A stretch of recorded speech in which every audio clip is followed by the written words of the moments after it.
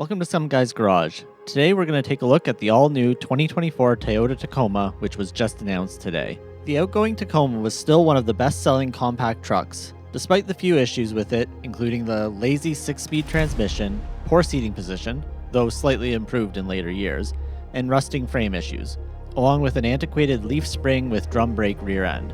The new model looks to address many of these issues, so let's dive into it. Starting with the chassis. The new Tacoma is built on the TNGA-F platform, which is shared with the new Tundra and Sequoia. This means a strengthened, boxed ladder frame chassis, multi-link coil rear suspension rather than leaf springs, though leaf springs do remain on the lower trims such as the XR5 Extra Cab, as well as towing capacity of up to 6,500 pounds and a max payload capacity of just over 1,700 pounds. There is an included brake controller and other trailer towing assistance systems.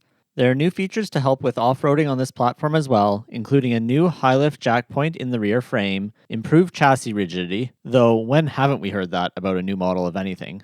Really, how stiff can they make these things? But I digress. And integrated mounting points on the roof for optional accessories.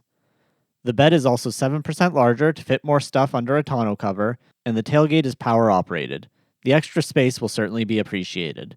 There's also more off-road capability with a front sway bar disconnect available on some models to increase articulation by up to 10% and increased approach, breakover, and departure angles, and up to 11.1 inches of ground clearance on the TRD Pro. They have also finally gotten with the times and added four-wheel disc brakes, with TRD and higher models getting larger front brakes than the base models, and when equipped with the new hybrid powertrain, more on that later, larger rear brakes as well. Gone is the hydraulic steering though, which means an electric power steering rack is standard on all models. Speaking of models, there are a lot of them. The new Tacoma will be available in either 5-foot or 6-foot bed lengths, with a 4-door double cab or a 2-door extra cab. The extra cab only has seating for 2 now, no more rear jump seats, but gets extra storage in the rear cabin and gets the 6-foot bed as standard. No word on how much larger the double cab will be than the outgoing model, but hopefully a minor improvement there. There are some good colors available, not just boring blacks and grays. We get supersonic red, blue crush metallic, underground, wind chill pearl, solar octane, celestial silver metallic, black, ice cap, and bronze oxide. Who knows what all of these will look like, but the colors all sound very outer space.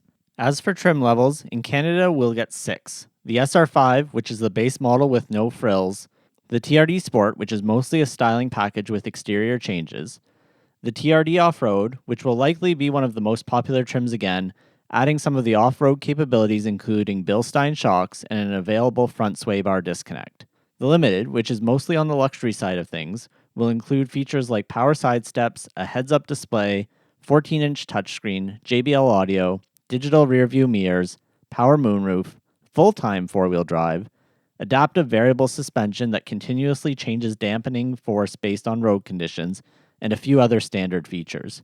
Then there are the 2 top-end special trims, the familiar TRD Pro, which is advertised as the Go Fast version, and the Trailhunter, which is advertised as the Go Far version.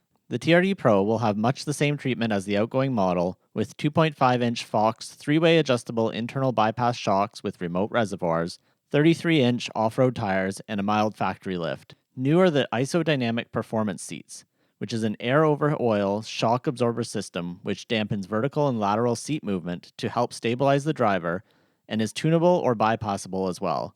Seems like a bit of a gimmick, but they do look very special. The Trailhunter, on the other hand, will get Old Man Emu 4x4 suspension by ARB for better off-road and load-carrying capabilities. It's really targeted as a factory overlanding vehicle, so it has some features specifically for that, including an air compressor in the bed for airing up tires, and the option to get a 6-foot bed to better fit things like optional bed racks, tents, and other accessories. There may be more models available in other markets such as a lower SR trim and TRD PreRunner trim, which both will likely be 2-wheel drive models, though it doesn't look like these will be available in Canada. There are 2 main engine options available in Canada. The first Toyota is calling the iForce, which is a 2.4-liter turbo 4-cylinder with 278 horsepower and 317 pound-feet of torque. The second Toyota is calling the iForce Max, which is the same 2.4-liter turbo mated to a hybrid system. The hybrid system includes a 48 horsepower electric motor with a 1.87 kilowatt-hour nickel metal hydride battery pack, which makes for a very healthy total of 326 horsepower and 465 pound-feet of torque. Also included with this engine is a 2400 watt AC inverter, which could definitely come in handy, while the standard powertrain will only get a 400 watt inverter. The hybrid engine will be available on the TRD Off Road and Limited trims, while standard on the TRD Pro and Trailhunter models. Both engines will have an 8-speed automatic transmission behind them. Gone is that awful 6-speed auto, but a 6-speed manual will still be available on some models with the standard 2.4-liter engine. Manuals will have slightly less power though at 270 horsepower and 310 pound-feet of torque.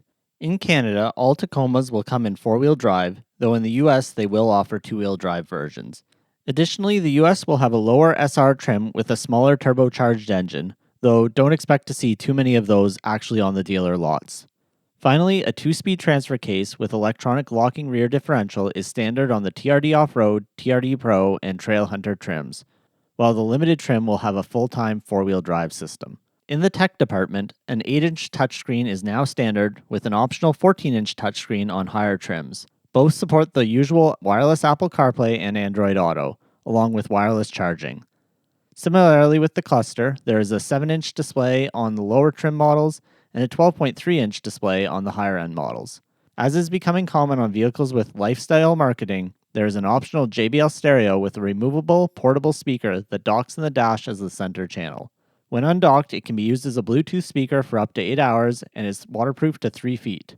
The new Tacoma has Toyota Safety Sense 3.0 on all models, so you get the usual suite of systems including pre-collision alert, lane departure alert, full-speed radar cruise control, lane tracing, road sign recognition, auto high beams, and proactive driving assist. The off-road tech is present as well, with a new version of multi-terrain select that can function in 4-wheel drive high and low now, and has the usual modes such as dirt, sand, and mud. Crawl control is improved as well, with quieter operation, so hopefully less of the clanks and bangs of the old system. And of course there's a pile of cameras to help with driving this truck both on and off-road. Pricing hasn't been announced yet, but expect a bit of an increase from current models given all of the new standard equipment. That's before dealer markups, which we can expect to see at least on the TRD and Trailhunter models. As for release date, they will go on sale later in 2023, but expect most deliveries to really start in early 2024. In my opinion, most of what Toyota has brought to the table looks good, solving some of the previous drivetrain issues and stepping it up with the hybrid. Using the shared TNGA-F architecture definitely helps here too. It remains to be seen how it actually drives. The Tacoma has never been the best performing of the small trucks, but this update might change that. Pricing and availability will be another challenge, as is the case with most new models these days, but especially for ones with a following like the Tacoma. In the looks department, which is always subjective, it reminds me more of a baby Tundra rather than its own thing like the Tacoma in years past, especially from the front in certain trim levels. The cab and rear look more traditional Tacoma though, and overall it's still a good-looking truck. If they had toned down the front end a bit, it might just be perfect, but as it stands, it's just a little too busy, though I'm sure it'll grow on me. They haven't released precise details, but it would be great to have an extra cab 4x4 TRD version with the hybrid engine. In other words, the short cab, long bed configuration, which makes a great utility and off-road vehicle when you aren't looking for a family hauler. In other words, make the truck actually useful as a truck. Overall, having personally looked at the previous generation Tacoma when shopping for a vehicle back in 2015, the new generation looks far more promising and addresses a lot of the downsides of the outgoing model. It is certainly something I will take a closer look at when they are released. Anyway, that's my initial look at the 2024 Toyota Tacoma.